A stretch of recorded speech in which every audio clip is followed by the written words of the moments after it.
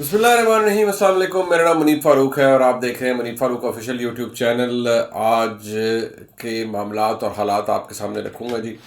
اور جو معاملات چل رہے ہیں، آج 13 فروری ہو چکی ہے اور میں آپ سے درخواست کروں گا اس چینل کو لائک سبسکرائب شیئر کیجیے. آپ کے فیڈ بیک کی وجہ سے معاملہ چل رہا ہے. خبریں کیا ہیں؟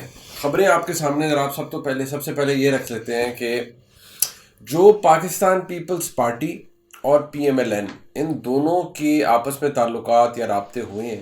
لیکن اگر آپ کو یاد ہوگا، اسی پلیٹ فارم سے میں آپ کو یہ بتاتا رہا ہوں کہ یہ ان کے ایک دوسرے پر بھروسہ نہیں کر سکتے. یہ مسئلہ بھی ہے، ان جماعتوں کے ڈی این اے کا مسئلہ بھی ہے اور جو ان کا ماضی بھی ہے اس کی وجہ سے. اب ان کی ملاقاتیں ہو گئی، سب کچھ ہو گیا. پیپلز پارٹی کی طرف سے یہ سوچا جا رہا ہے کہ کچھ لوگ یہ کہتے ہیں کہ نہیں جی، ہمیں اپوزیشن میں بیٹھنا چاہیے. لیکن کچھ لوگ یہ سمجھتے ہیں جی کہ اگر ہم نے وزارت عظمیٰ لینی ہے تو یہ بڑا سنہری موقع ہے، ہم اس کو اویل کر سکتے ہیں اور اس میں ہمیں حصے دار بننا چاہیے. اور پیپلز پارٹی کو اپنی یہ شرط بنوانی چاہیے کہ وزیر اعظم پیپلز پارٹی کا ہوگا. لیکن پاکستان مسلم لیگ نون کے اندر اگر آپ دیکھیں تو یہ آپ کو حیرانی ہوگی، اور میں آپ کو خبر دے رہا ہوں کہ مسلم لیگ نون کے اندر بھی جب یہ جس طرح بھی الیکشن کا رزلٹ آیا، اس میں 2-3 چیزیں ہو رہی ہیں. ایک تو مسلم لیگ نون، ایک ہوتا ہے دکھاوے کے لیے آپ ایک چہرہ رکھتے ہیں، ایک ہوتا ہے اندر آپ کو جب احساس ہوتا ہے کہ ہوا کیا ہے. 2-3 سوچیں جو مسلم لیگ نون کے اندر ہے. پیپلز پارٹی کا میں نے آپ کو بتا دیا کہ زیادہ تر لوگ یہ سمجھتے ہیں کہ جی اس دفعہ اس موقع کو اویل کرنا چاہیے اور بلاول صاحب کو وزیر اعظم بننا چاہیے. مسلم لیگ نون مجبور ہے، اور مجبور اس طرح سے ہیں کہ شاید کچھ ایسے حالات ہیں جن کی وجہ سے کوئی انکار نہیں کر سکتا کہ حکومت بنائیں یا نہ بنائیں، یا حکومت نہ بنانا اس وقت مسلم لیگ نون کے لیے آپشن نہیں ہے. انہیں یہ حکومت بنانی پڑے گی وفاق کے اندر. اس طرح کے حالات سامنے نظر آ رہے ہیں. کچھ لوگوں کا خیال مسلم لیگ نون کے اندر یہ ہے کہ نہیں، ہمیں حکومت نہیں بنانی چاہیے، بہت مار پڑے گی. آئی ایم ایف سر کے اوپر بیٹھا ہوا ہے، ملک ایک دفعہ پھر ایک مشکل معاشی صورتحال میں جا رہا ہے، ہر طرف سے تنگی ہے، آپ کو عوام سے گالیاں پڑیں گی. دیکھیے، میں نے بجلی کے بلوں میں جو ہوش ربا اضافہ ہوا ہے وہ آپ کو بھی پتہ چل گیا، وہ مجھے بھی پتہ چل گیا، بلکہ لگ پتہ گیا ہے. اور جیسی جو حکومت آئے گی، وہ کہتے ہیں نا سر منڈاتے ہی اولے پڑے، تو سر منڈاتے ہی اولے پڑیں گے اور اتنے برے پڑیں گے کہ سر پھٹ جائے گا. ایسے حالات ہیں پاکستان کے اس وقت معیشت کے.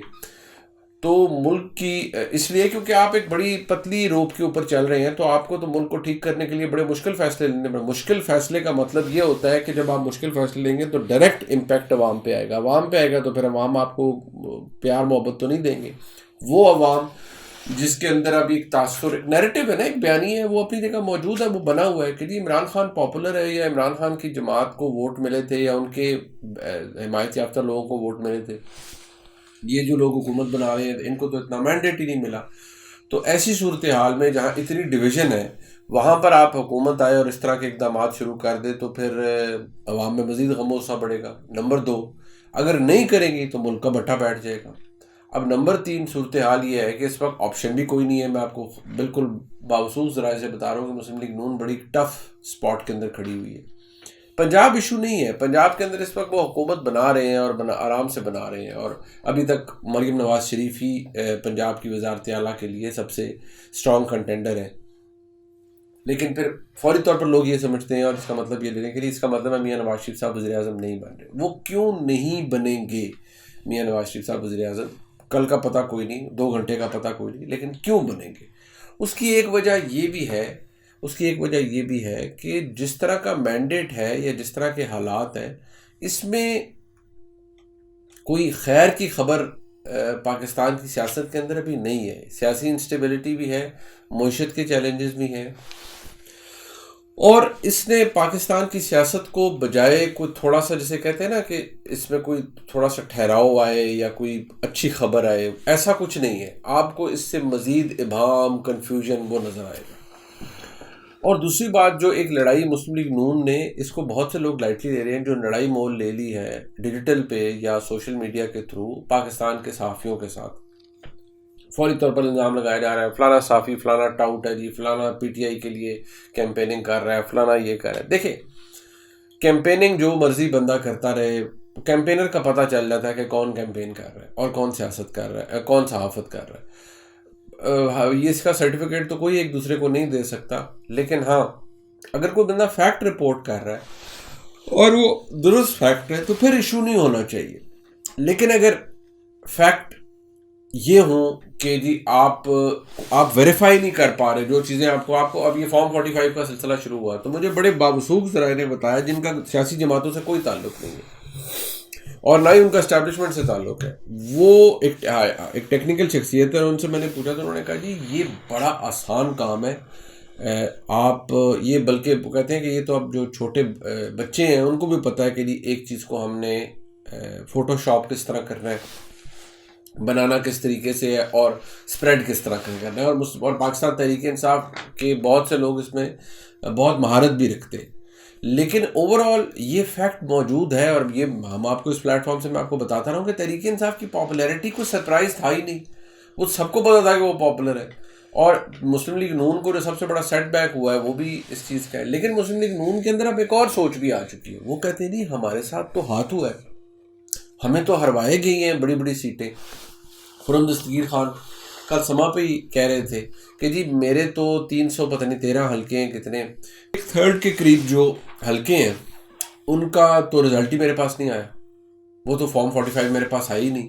وہ جو صاحب میرے مخالف تھے وہ جیت گئے اور ان کی تو گراؤنڈ پہ کوئی پوزیشن موجود نہیں. خیر میں اس چیز سے اس لیے نہیں کرتا کہ جب لہر ہو لوگ کسی کے ساتھ ہو تو وہ یہ نہیں دیکھتے، وہ دیکھتے ہیں عمران خان کا کینڈیڈیٹ ہے تو بڑا لگا لو ٹھپا بھائی ادھر ہی لگا ہے. لیکن یہ انہوں نے کہا جی کہ ہمارے ساتھ یہ ہوا ہے. میاں جاوید لطیف صاحب نے فرمایا ایک پروگرام کے اندر کہ جی مجھے پتہ چل گیا تھا میرے نام پر لکیر لگا دی گئی. یہ باتیں پھر جس طرح سے لوگ کر رہے ہیں اب یا تو ان کو کوئی شواہد ہوں، شواہد نہیں ہوں گے تو پھر لوگ اس کے اوپر کیا سرائیاں کریں گے. لیکن اگر آپ ایک بات دیکھیں بہت شور مچ رہا ہے جی دھاندلی ہو گئی ڈکیتی ہو گئی سب کچھ ہو گیا. میں پھر بھی کہتا ہوں کہ پاکستان کے اندر وہ ایک لیول آگے ایک لیول پیچھے کوئی چیز چلی جاتی ہے نا جی. اچھا جی یہ پہلے جی دھاندلی ہوئی تھی، یہ دھاندلی پلس ہو گئی ہے، یہی نیریٹو آتا ہے. لیکن اگر آپ یہ دیکھیں یہ جو اسکرین شاٹس آپ کے سامنے چل رہے ہیں 2018 کے انتخابات کو بھی کسی نے کوئی ہار تو نہیں پہنائے تھے انٹرنیشنل میڈیا نے، بالکل بھی نہیں. اور کسی نے نہیں کہا تھا کہ جی بڑا فیئر اینڈ فری الیکشن ہوا ہے. تو پھر آج ہم کیوں سارے پاگل ہو گئے ہیں، ہلکان ہو رہے ہیں کہ او بڑا ظلم ہو گیا، بڑا یہ ہو گیا. اب پاکستان کے کئی سینئر صحافی ہیں وہ تو پہلے سے وہ 2013 میں بھی عامر میر صاحب کہتے تھے کہ جی بڑا دھاندلی شدہ انتخاب ہے. 2018 میں بھی وہ یہ کہہ رہے تھے، 2024 میں بھی وہ یہی کہہ رہے ہیں. تو اس کا مطلب ہے ان کے پاس کوئی ایسے شواہد ضرور ہوں گے جن کی بنا پر یہ وہ بات کہہ رہے ہیں. لیکن جو لڑائی اس وقت پاکستان کی میڈیا کی اور پی ایم ایل این کی چل رہی ہے وہ بڑی خطرناک ہے اور نہیں ہونی چاہیے. سو یہ سچویشن ہے جی. اور ایک میں آپ کو یہ بھی بتا دوں کہ جو پھر شرلیاں چھوڑی جاتی ہیں نا، میں شرلیاں کیا ہے، شرلی یہ چھوڑی گئی ہے کہ جی ایک حماد صاحب بڑے پی ٹی آئی کے بڑے نامور شخصیت ہیں، انہوں نے ایک ٹویٹ کیا جی کہ ایک ایم پی اے جو پی ٹی آئی کے حمایت یافتہ ہیں انہوں نے ان سے بات کی ہے اور کہتے ہیں اسحاق ڈار کا فون آیا کہ ابھی آپ کو ایک بندہ کال کرتا ہے اور پھر اس بندے نے کال کیا اور 30 کروڑ روپیہ لگا دیا. اب بندہ کہتا ہے یار یہ اتنا میٹھا کیوں ڈالتے ہیں یار. اب پنجاب کے اندر تو ویسے ہی مسلم لیگ نون حکومت بنا رہی ہے تو 30 کروڑ روپیہ کون دے گا ایک ایم پی اے کو. یا تو ایسی صورتحال ہو کہ مسلم لیگ نون کی سیٹیں پنجاب میں ہوں جی محض 100 اور ان کو ایک ایک سیٹ اکٹھی کرنی ہو تو پھر بندہ کہتا ہے ہاں جی پیسے لگا رہے ہیں پیسے لگا رہے ہیں پیسے لگا رہے ہیں، فلانے کو پیسے لگا دیے فلانے کو پیسے لگا دیے. جب ایسا نہیں ہے تو پھر یہ تو پھر جیسے کہتے ہیں نا مطلب سچویشن ایسی ہے کہ آپ کو سمجھ نہیں لگتی کہ یار یہ بات سچ ہے جھوٹ ہے. مطلب شرلیاں پھر آپ کو پتہ ہے مار دی جاتی ہیں. اب پی ٹی آئی نے جی ایک یہ بھی خبر ہے کہ پی ٹی آئی نے اپنے جو کامیاب امیدوار ہیں ان سے حلف نامہ بھی مانگا ہے اور ان سے حلف نامہ یہ مانگا ہے کہ بھئی آپ کہیں نہیں جائیں گے کیونکہ وسیم قادر صاحب گئے ہیں. اس کے بعد بہت پریشر آ رہا ہے اور پی ٹی آئی میں یہ کہا جا رہا ہے کہ ان لوگوں کو چھوڑیں گے نہیں اور ان کے گھروں کا گھیراؤ کرو، ان کو ذلیل کر دو، ان کو عوام نہیں بخشیں گے تاکہ لوگ اور نہ جائیں. لیکن جو بتایا جا رہا ہے کہ اور لوگ بھی رابطہ کر رہے ہیں اور بہت سے لوگ ایسے ہیں جو کہ مسلم لیگ نون میں کچھ شاید زیادہ تر مسلم لیگ نون میں آ جائیں گے، کچھ لوگ پیپلز پارٹی میں آ جائیں گے. بائی اینڈ لارج یہ ایک فارمولہ بنے گا. لیکن جو سکون آپ چاہ رہے ہیں جو آپ پرابلم کو ایڈریس کرنا چاہ رہے ہیں کہ نہیں ملک میں سکون ہو جائے، تحمل ہو، حالات اچھے ہو جائیں، ایسا کچھ نظر نہیں آ رہا. مطلب آج ہم 13 فروری کو بیٹھے ہوئے ہیں اور حکومت سازی کے لیے ملاقاتیں ہو رہی ہیں. ہو جائے گا اگلے 24-48 گھنٹے کے اندر معاملات ہیں، لیکن ہمیں پھونک پھونک کر ہمارے ملک میں جو بھی نئی حکومت آئے گی اسے قدم رکھنا پڑے گا. اتنے سخت اور کشیدہ حالات ہیں. ایسی صورتحال میں کہا جا رہا ہے کہ جی نئی حکومت زیادہ عرصہ نہیں ٹک سکتی. نئی حکومت اس صورت میں ٹک سکتی ہے جب اس کے اندر ہر کسی کا جو اتحاد ہے وہ شامل ہو.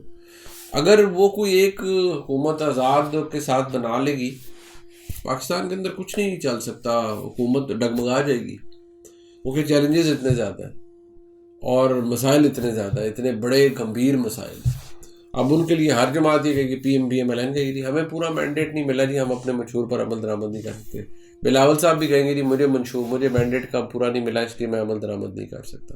لیکن کچھ کام ایسے ہیں جو کہ اسٹیبلشمنٹ کو بھی پتہ ہے، ایس اے ایف سی کے اندر بھی ڈسکس ہوئے اور کرنے پڑیں گے. نئی حکومت کو آگے پرائیویٹائزیشن بھی کرنی پڑے گی.